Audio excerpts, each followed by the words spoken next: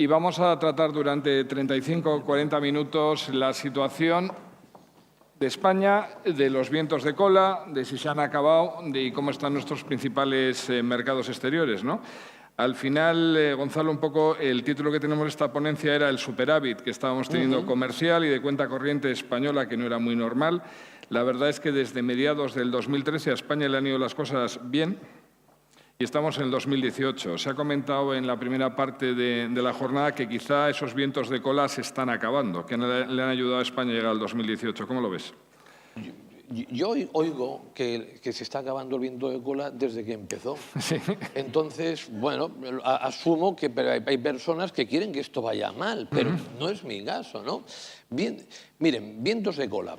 Vientos de cola, por un lado tenemos Estados Unidos con Trump, con una política fiscal impresionantemente expansiva, que posiblemente en los 2 próximos años hará que Estados Unidos crezca bastante más y convertirá a Estados Unidos en motor de la economía mundial, positivo. Segundo, digamos, no viento de cola, pero sí que no entorpece a las perspectivas favorables de España. Si cogemos y nos vamos a 2015, China nos dio el agosto con una bajada de la bolsa impresionante porque parecía que China iba a devaluar mucho la moneda. En 2016, en enero, otra vez pasó lo mismo porque se tenían serias dudas sobre la evolución de la economía china. Entonces, resulta que Trump con trompicones, pero la economía china no ha decrecido el año pasado, sino ha pasado de un crecimiento de un 6,7 a un 6,9 y parece que este año más o menos continuará lo mismo. Por lo tanto, ahí está, puede significar un problema a medio plazo, pero no. Pero sobre todo, la gran alegría. La zona euro definitivamente se ha recuperado. Ya la inmensa mayoría de los países o tienen superávit o un déficit muy pequeño y, por lo tanto, en los próximos años podrán utilizar no solo la política monetaria, sino la política fiscal para expandir la economía. Entonces, un país como España, que el 65% de sus exportaciones de bienes va a parar a la Unión Europea, esto está muy bien. Y, por lo tanto, a mí no me parece que haya vientos en contra. Aquí hay 2 alarmas en la actualidad. Primera alarma, que el dólar se deprecia mucho. Yo digo, bueno, será que ya estoy viejo, que ya estoy caduco, que no entiendo nada. Ya sé que acertar los tipos de cambio es difícil, pero digo, ¿quién tiene más tipo de interés? Estados Unidos. Debería apreciarse la moneda. ¿Quién tiene más crecimiento económico? Estados Unidos. Debería apreciarse la moneda. Y sobre todo y principalmente, la Reserva Federal saca dinero del mercado, el Banco Central Europeo pone dinero del mercado. Bueno, a mí me parecía unos fundamentos económicos bastante potentes que deberían hacer que el dólar se apreciara. Y parece que ha sido así. Parece que ha sido así porque, claro, ¿qué ha pasado en relación a prácticamente un mes, mes y medio? Han pasado 2 cosas. La primera que ha pasado es que el tema del proteccionismo de Trump parece que son muchos aspavientos, pero pocos resultados. Hoy está subiendo mucho la bolsa, en parte por esto. Y la segunda que ha sucedido, y que yo creo que este es el factor decisivo respecto al tipo de cambio dólar-euro, es que, por un lado, el euro está en duda su existencia, algunos la tienen en duda, yo no, pero sobre todo a Trump le interesa un dólar fuerte para tener una inflación baja. Porque por el lado de la política fiscal, esto lleva más demanda y lleva más inflación. Entonces, por un lado, la de rebajar. Y la de rebajar sin intentar subir los tipos de interés de la Reserva Federal, porque eso mataría el ciclo. Y para eso es importante que el dólar se aprecie. Mi visión es que el dólar no va a coger y depreciarse, sino apreciarse. Y puede llegar perfectamente a los albores, a los alrededores del $1, €1. Por otra parte, el petróleo también ha alarmado muchísimo. Es que tenemos un petróleo por encima de $75. Bueno, esto va a ser perjudicial para la OPEP. Allí está Estados Unidos, está Canadá, está Estados Unidos con multitud de yacimientos de fracking que ya son rentables por debajo de los $60 y alguno incluso rondando los 50, y luego está Canadá con las arenas bituminosas. Lo que hoy parece que la demanda y la oferta están bastante correlacionadas o bastante ajustadas uno a otro, el año que viene puede suceder todo lo contrario. Yo creo que la era del petróleo barato ha venido y que esta va a continuar y que esto es simplemente un sustito. Por lo tanto, continúo siendo muy positivo. Está muy bien. Si pensamos entonces apreciación del dólar, ¿no? Y al final pues las ventas de la zona euro más competitivas, y dices que el petróleo puede ser más barato, por lo menos... Más barato que estos 75, 78 sí, dólares que está rondando en la actualidad. Estábamos hablando hace un momento, ¿no?, del sector industrial que hay en Europa y si es obsoleto, si no es tan tecnológico como el norteamericano. O sea, para mantener las exportaciones, centrándonos en España, ¿cómo ves el sector exportador español? Al final, un 95% de él son pymes. ¿Cómo ves el sector exportador español? Bueno, este es el milagro español. Realmente se habla del milagro de los 60 y habría que decir el milagro de la actual década. ¿Por qué? Porque las empresas españolas lo tenían todo en contra. La inmensa mayoría de las pymes no había salido al exterior y durante los últimos 10 años, derivado del hundimiento del mercado nacional, han hecho dos cosas. Han salido al exterior en un momento muy duro, en un momento que Europa estaba haciendo austeridad, han triunfado en Europa, han conseguido grandes canales de comercialización y cuando hablas con cualquier pyme te dice yo no volveré a vender solo en el mercado español, aunque el mercado español vaya muy bien, yo voy a proseguir con mi internacionalización.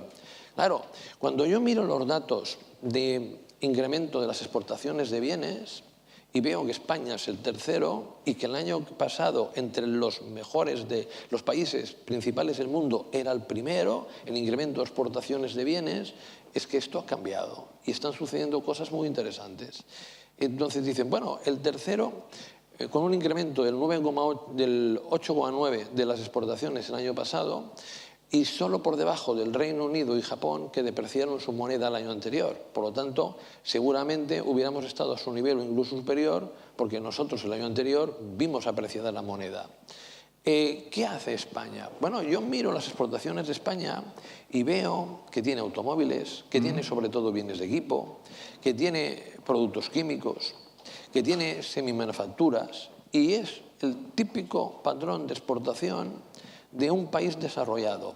La diferencia con Alemania, por ejemplo, es que nosotros no tenemos marca, ellos sí. A nosotros el precio nos influye mucho, a ellos no. Pero yo considero que es una cuestión de tiempo, porque lo fundamental es los canales de comercialización. Aquí todo el mundo adopta un enfoque muy sencillo. La clave es la tecnología. Le voy a poner un ejemplo. La clave es la tecnología. Los agentes de la propiedad inmobiliaria están muy preocupados con la tecnología. Dicen, hemos de poner más tecnología. Vamos a utilizar el Big Data. Y yo les pregunto, ¿tú el Big Data? ¿Para qué quieres el Big Data? Con que el comercial ponga en la hoja a quién ha llamado, a qué precio y sepa hacer una ficha, ya vale. Primero que haga esto, luego la página web, vendes algo tú por la página web. ¿Ah, sí? ¿Se vende por la página web? Bueno, cuidado, que de alguna manera hay un lenguaje que influye mucho a la gente y que le hace sentir muy guay. Voy a ser súper chachi tecnológico. Entonces, indiscutiblemente, la tecnología es una oportunidad. Indiscutiblemente, se han de aclimatar progresivamente a la tecnología. Pero la tecnología por sí sola no les va a hacer mejores. Ustedes lo que tienen que tener principalmente, yo creo que son cosas que ya tiene la mayoría. Calidad en la gestión, saber dónde están las oportunidades y ver cómo cometer estas oportunidades. Claro, miren, ahora llega Amazon y vale. Es verdad, ha llegado Amazon y todos en materia comercial se han puesto las pilas y van a plantearle batalla a Amazon. Esto está haciendo que, por ejemplo, alrededor de las grandes ciudades, principalmente Barcelona, Madrid, Valencia, Sevilla, las naves industriales tengan una revitalización tremenda y está gestionando otro tipo de ventas. Pero cuidado, son ventas complementarias, no necesariamente sustitutivas. Miren, Esto es una entidad financiera bastante importante que se dedica a los créditos personales principalmente, y el 80% de todos aquellos que contactan inicialmente por Internet acaban en llamada telefónica. Claro, ¿esto qué quiere decir? Quiere decir que viva las nuevas tecnologías, viva la aplicación, no nos podemos quedar atrás, pero sobre todo aquellas cosas que hacemos bien y que realmente nos han dado mucho fruto en el pasado, no nos volvamos locos y las cambiemos de un día para otro. Pues hablando de cosas que hacíamos bien, o no sé si era bien la palabra, pero ¿tú piensas que, por ejemplo, ahora no hay una burbuja inmobiliaria en España? Es decir, se vuelve a hablar del repunte, volviendo a decir que, bueno, hemos tenido unos años buenos, sé que eres un experto en temas inmobiliarios, está la preocupación de la gente, aumento del real estate, aumento de los alquileres. ¿Cómo ves la situación inmobiliaria en el 2018 en España? Yo les recomiendo que compren mañana la Expansión. Tengo un artículo largo. No estaba preparado, ¿no? No estaba preparado. Tengo un artículo largo con 8 motivos por los que no hay burbuja inmobiliaria. Miren, le voy a dar, para no aburrir mucho, 2 o 3 datos, ¿no? En España, en las 15 capitales principales de España, la rebaja media con respecto a 2007 es el 32%. En 8 de las capitales están por debajo de la rebaja media del 40%. Zaragoza, por ejemplo, está en el 55%. Valencia está en el 40,5% y Sevilla en el 45%. Entonces, claro, pero todo el mundo que está... Otra. En 2007 se hacían 422.000 más hipotecas que venta de viviendas. En 2017 se vendieron 288.000 más viviendas que hipotecas. En 2017 el 41% de la venta de viviendas fue sin pedir préstamo. El número de viviendas que se están realizando nuevas son 82.000 en el año 2018. En el 2006, máximo histórico, 917.000. Ahora bien, España, publicitariamente y mediáticamente, es Barcelona y Madrid. Yo no les aconsejaría que compraran nada ni en la Almendra de Madrid ni en los 5 distritos principales de Barcelona. Esto ya está subiendo demasiado. Madrid en abril subía a ritmos del 30% anual, 2,5% mensual. Y claro, es que hay mucha gente en el mercado inmobiliario que es masoca. Cuando coges y le dices 2013, como yo le decía a una compañía que asesoraba, la economía se da la vuelta, compra, no que está muy bajo. Entonces, por eso es la oportunidad. En cambio, ahora que está muy alto, se han puesto a comprar. ¿Por qué? No es cuestión de estrategia, es el efecto envidia. Han visto que todo el mundo está comprando y le va bien y dice, yo ahora voy. Digo, muchacho, tú siempre la aciertas. Cuando tú compras es cuando esto se acaba. Bien, la verdad es que es interesante porque había leído sobre esto en el blog que tienes en Internet, que está muy bien. Pero vamos, no sabía, estamos ya sincronizados, ¿no? Porque la pregunta sale cuando ya está preparada. Entonces, ¿no crees que se repita otra vez lo que es...? Esto es un mercado de activos. Y todos los mercados de activos tienen burbujas alguna vez. Un banco ya está empezando a dar hipotecas al 100%. Y la gente se lleva las manos a la cabeza. No. Eso es social, porque hay muchos jóvenes que no pueden comprar una vivienda porque no tienen el ahorro necesario, pero cumplen los criterios de utilizar para el pago de la cuota hipotecaria menos del 35% de sus ingresos. Pero eso es hoy. De aquí a 3 años no pueden dar hipotecas al 100%. Y la gran pregunta al $1.000.000 es, ¿de aquí a 3 años pararán? Claro, hay gente que dice, confía en la regulación. ¿Es la regulación? ¿Quieren que le cuente el loan to value, es decir, el porcentaje de financiación media que tenía en España para comprar una vivienda en el 2007? Era el 61,5%. ¿Alguien se lo cree? Que en aquellos años que te daban hipotecas por más del 100% y que una extinta caja de ahorros decía en la publicidad, pídame más, se lo daré. Ahora, 2017, que hasta hace poco no le han dado crédito ni a la madre del director de la oficina, no eras el 61,5, es el 65,5. Es un cachondeo esto de la regulación. Entonces, está muy bien de cara a la galería y yo sería el primero que desearía que realmente estas nuevas normas que se han puesto, que son interesantes y que están bien, sobre todo tener más capital para de alguna manera acoger y poder absorber mejor las pérdidas, se cumplieran de verdad. Pero te lo digo, yo no me jugaría a que en el 22 o 23 vuelve una burbuja generalizada ni un décimo de euro. Ahora no la hay, no hay ningún motivo. Hay mercados peligrosos, Ibiza, que está totalmente pasado de vueltas, Palma, que es el 9% superior a 2007, la Almendra de Madrid y los mejores sitios de Barcelona. En el resto aún continúa todo siendo una buena oportunidad. Muy bien, pues volviendo a un país que sé que te encanta, que es Alemania, porque estábamos hablando antes que España, entonces nos quedamos que vamos a seguir exportando, estamos centrados en la zona euro y los principales destinos son Francia, Alemania e Italia. Yo creo que hoy en día sobre Alemania e Italia pues se podrían decir unas cuantas cosas. ¿Cómo ves la situación alemana ya en forma de gobierno? ¿Sigue siendo la máquina exportadora de este continente? ¿Qué piensas de Alemania ahora mismo? En Alemania todos esperamos que un día coja y realmente haga de motor de la economía europea. Él no, él ha hecho de parásito. ¿Qué quiere decir de parásito? Se aprovecha de la demanda de los demás, pero no le genera demanda al resto. Esta salvajada que hizo en 2010 de la austeridad pasará a la historia. Ellos se quejan ahora y dicen, ¿cómo puede ser que haya populismos en Italia, haya populismos en España, haya populismos en Francia, en Holanda? ¿Cómo puede ser? Schäuble, eres tú el culpable. Se te ocurre decir, mira, delante de una crisis por falta de demanda, vamos a reducir la demanda, a ver qué pasa. Pues ya sabemos qué pasa, la gente es más pobre. Y Schäuble pensaba, se aguantará. No, dice, si los socialistas y los cristianodemócratas o conservadores no me solucionan el problema, voto a extremismos. Y tenemos un problema en Europa, y tenemos un problema importante con Italia, porque además a Italia le han fastidiado la vida. Claro, imaginen ustedes el siguiente crecimiento económico desde 1999, que es cuando se crea el euro, 0,2. ¿Ustedes estarían contentos con la zona euro?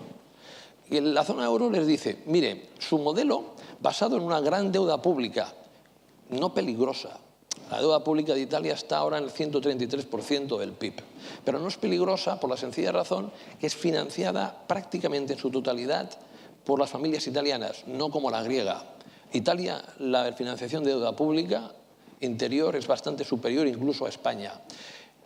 Pues ahora lo que tú tienes que hacer es reducir el déficit público, contener mucho la deuda y que el Estado desaparezca como impulsor de la economía. Esto a Italia le ha ido fatal. Es que no ha levantado cabeza. No hay ningún año desde la entrada en el euro que ha crecido más del 2%. Es que ellos en 2007 no tenían ninguna burbuja inmobiliaria. Y a pesar de no tener ninguna burbuja inmobiliaria, prácticamente la situación les fue tan mal como a España o casi tan mal como a Portugal. Entonces, los italianos buscan respuestas y después de 20 años quieren algo diferente y han votado cosas muy diferentes que no creo que solucionen los problemas, pueden identificarlos pero no solucionarlos, y la zona euro, en particular, en conjunto también de la Unión Europea, se ha de dar cuenta que tiene que ser bastante más social, porque hay mucha gente que está enfadada. En España pasa de 3 cuartos de lo mismo. En materia macroeconómica es indiscutible que el gobierno de Rajoy ha triunfado, porque en el año 14 crecimos el 1,4, pero el 15 crecimos el 3,4, el 16 el 3,3, el 17 el 3,1, y el nuevo presidente macroeconómicamente tiene un escenario bastante despejado, pero no ha triunfado en repartición de la renta. Nos hemos convertido en el país más desigual de Europa Occidental y en el tercero de Europa, después de Bulgaria y Rumanía. Entonces, claro, eso motiva que haya descontento, y ese descontento hay que solucionarlo de una manera o de otra, y esperemos que eso solucione positivamente. Sí, tiene, bueno, este señor un gran libro que se llama La gran mentira de la economía, que hablas que no hay que dejar de lado, ¿no?, el coste social de las reformas. ¿crees? Bueno, la verdad siempre se pone como paradigma volviendo a Alemania, pero vamos a una tasa de pleno empleo, principal exportador de la zona euro y, bueno, pues la situación de los minijobs. ¿Cómo ves este tema del coste social, por ejemplo, en una sociedad como la alemana, que parece que lo acepta?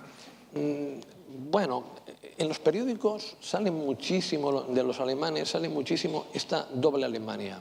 Hay una Alemania que es una Alemania paradisíaca. Trabajas en multinacional, tienes muchos beneficios sociales, tienes un salario muy elevado y una calidad de vida impresionante. Pero tienes otra Alemania, que es la que menos sale, que son aproximadamente aquellos 9 millones de personas que tienen minijobs, que necesitan acumular diversos trabajos, y si ustedes cogen y miran qué es el minijobs, dice, oye, ¿lo ha inventado Alemania? No, si lo teníamos nosotros en los años 60. Eran, por ejemplo, mi padre, que trabajaba en 7 sitios diferentes. Él trabajaba como gestor, no le pagaban lo suficiente, a las 6 plegaba y lo que se iba es hacer trabajitos en diferentes empresas. Bueno, evidentemente era una situación que no era de un gran progreso. Entonces, que una parte de la población en Alemania tenga que hacer esto es bastante fastidiado. Segundo, en Alemania hay bastantes pensionistas que cogen y trabajan, porque la pensión no les da para pagar. Piensen que en Alemania la pensión que cobran respecto al último salario es el 50,5%. No tiene nada que ver con España, que es el 81,8%. Piensen que en Alemania, si la memoria no me falla, la pensión media el año pasado era 1.024 euros. En España casi 1.050. Entonces, la lástima es que Alemania se siente orgulloso de esto y nos lo ha querido exportar al resto de Europa. Y España, a través de 2 reformas, que es la reforma del mercado laboral y la reforma de las pensiones, se ha visto obligado a comprarlo. Y esto, que posiblemente macroeconómicamente la reforma laboral dio sus frutos y posiblemente ha colaborado algo a conseguir más empleo, ha perjudicado mucho el nivel de los salarios. Y eso determina que en la actualidad, pues, por ejemplo, tengamos una formación como Podemos que tiene una importancia parlamentariamente que de otra manera no la tendría. Antes, por elaborar un poco más sobre Italia, pues es curioso, decías que Alemania tiene marca, ¿no? Que el precio no les influye tanto, pero, por ejemplo, Italia siempre ha sido un país paradigmático, ¿no? de saber vender. De hecho, por ejemplo, el aceite español. ¿Qué le ha pasado a Italia estos 20 años? Se ha dicho antes en la primer panel que tiene la misma renta per cápita que hace 2 décadas. Sí. ¿Qué sucede allí? Lo que le ha sucedido básicamente es que Italia, como le pasaba a España, cuando se equivocaba devaluaba. Nos han quitado una medicina prácticamente con escasos efectos secundarios y prácticamente milagrosa. Porque tú cogías, te equivocabas en política económica, como España se equivocó en los últimos años de los 80, principios de los 90, devaluaba la moneda y el país padecía muy poco. Nosotros tuvimos, aquello le llamamos una crisis, pero solo era que durante el 93 bajamos el PIB un 1%. Italia eso no lo ha podido hacer. No ha podido ganar competitividad a través de la devaluación de la moneda. Entró en el euro con la moneda sobrevalorada, la lira en aquellos momentos. Y a partir de aquí, las conexiones entre las grandes empresas y el Estado y el apoyo que le daba el Estado a través de un gran gasto público no ha podido continuar. Y esto ha determinado que las empresas italianas, las grandes empresas del norte, sean una sombra de lo que llegaron a ser. Y si hacemos análisis y vemos lo que estas grandes empresas cogían y exportaban a Alemania en principios de los 90 y lo que exportan ahora, en comparación, vemos que el tejido industrial italiano se ha comprimido muchísimo y que prácticamente aquella máquina de exportar, aquel país que realmente en Europa competía de tú a tú con Alemania, se ha perdido. Históricamente se hablaba que de los 4 países grandes del continente de la zona euro, había 2 especialistas en producir bienes y exportar bienes, Alemania e Italia, y 2 en servicios, Francia y España. Italia se ha quedado en tierra de nadie, sin uno y sin otro, y de alguna manera con gobiernos, por mala suerte digamos, porque los ciudadanos los han elegido así, que ninguno de ellos ha tenido un plan correcto. nosotros entramos en la zona euro y tuvimos una etapa de bonanza espectacular, una etapa de bonanza basada principalmente en el sector de la construcción, pero espectacular.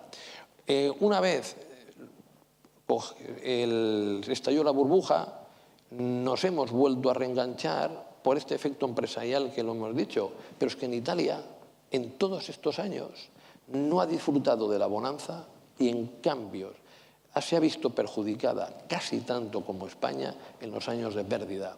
Y es derivado de que no hay ningún plan económico, no hay ninguna visión de hacia dónde va el país, y es un país que necesita reinventarse porque por las normas de la zona euro aquel modelo que tuvo tanto éxito ya no existe. Hay que recordar que en 1973 Italia dio el sorpaso, le pasó en PIB per cápita al Reino Unido, y cosa que escandalizó muchísimo al Reino Unido y que era consecuencia de dos cosas: el auge de Italia y el declive del Reino Unido. El sorpaso, estamos, según algunas estadísticas, ya lo hemos dado en PIB per cápita Italia, o estamos a punto de darlo. Y es consecuencia de que realmente es un país que hay que cambiar muchísimas cosas y hay que hacer un plan de integral de desarrollo. ¿Esto lo va a hacer la Liga Norte y el Movimiento 5 Estrellas? No. Entonces, Italia, bueno, es perspectivas poco halagüeñas. Interesante. Entramos ya en los 5 últimos minutos de la ponencia de cara a las preguntas, si alguien se anima, porque tenemos 10 minutos para hacer preguntas a Gonzalo. Si no, os arrepentiréis hoy cuando le veis en televisión a todas horas. Un país que yo creo que también sería interesante, o por lo menos más que un país, una situación, porque es totalmente nueva, es el Brexit, ¿no? Al final, bueno, llevamos ya un año hablando del Brexit. ¿Cómo lo ves? Al final, la verdad es que esto de hacer vaticinios de si era una salida de la Unión Europea dura o suave, al final es difícil vaticinarlo. ¿Qué crees? ¿Cómo está la sensación año y medio después? A ver, el Brexit para el Reino Unido prácticamente no tiene efectos. Si pueden coger y pueden exportar lo que les dé la gana e importar lo que les dé la gana de la Unión Europea. Eso es el mejor de los mundos. Esto me recuerda a la independencia de Cataluña. Dice, oiga, mire, usted nos da la independencia, nos deja que exportemos lo que nos dé la gana, no le pasaremos nada, usted nos sigue financiando las pensiones de los catalanes y encantados todos. Claro, ese es el mejor de los mundos. Eso cualquiera se apunta, pero claro, eso es absolutamente irrealizable e irrealista. Si la Unión Europea quiere evitar posibles pérdidas de estados, tiene que ser un Brexit duro. Y un Brexit duro significa que el Reino Unido va a tener un coste importante en PIB. Hasta ahora, estudios que se han hecho dicen que el coste es un 2%, pero yo creo que va a ir bastante más que ese 2%. Y sobre todo, desde que empezó el Brexit hasta que se acabó, veremos una devaluación de la libra muy importante, un mínimo del 25%. Pero hay que analizar por qué se hace el Brexit. El Brexit es consecuencia de que tienes una parte del país, el Gran Londres, que le va de primera. Y tienes a Gales, que no tiene ya ni la caza del zorro. Tienes al norte de Inglaterra, que continúa como todas aquellas películas que hemos visto de destrozo industrial. Escocia, que se siente muy mal parado. E Irlanda del Norte, que mira, ahí está, pero nada de nada. Entonces, aquí hay un rebote. Dice, oye, yo estoy harto que estos financieros de la City, a todos estos del Gran Londres, le vaya maravillosamente y a mí fatal. Y votan con el hígado. Y cuando votas con el hígado, el resultado sale francamente mal. Y van a perder todos. Pero la cuantía, ¿cuánto van a perder? Es una duda importante. Miren, vuelvo a Cataluña. Si a mí me dicen cómo iría la economía catalana en 2017, les diría bastante mal. Pero va a ir la vida nada como tener suerte. Los independentistas catalanes hacen todo lo posible por arruinarla, pero rebota. ¿Por qué?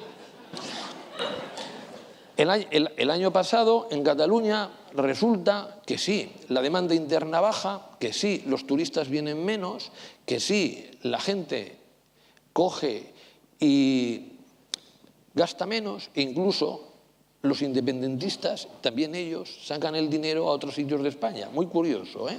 Pero así me comentaban algunos directivos de la banca.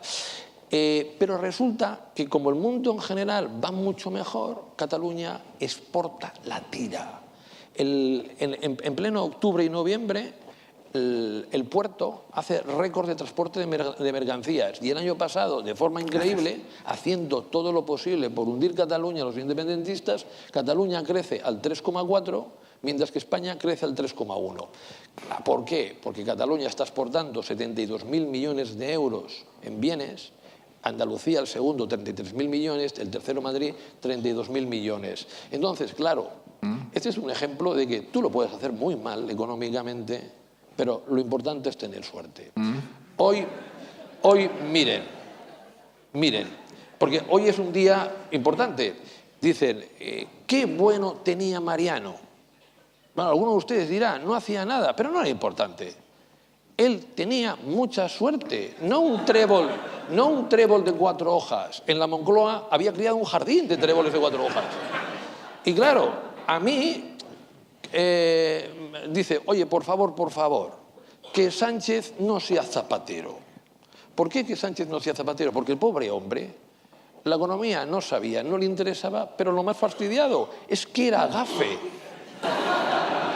Entonces, yo a Sánchez solo le pido una cosa, conserva el jardín de Mariano y espero que tenga suerte, creo que tiene suerte, y no sea sobre todo lo gafe que fue Zapatero, que entre lo malo que era y lo gafe fue tormenta perfecta.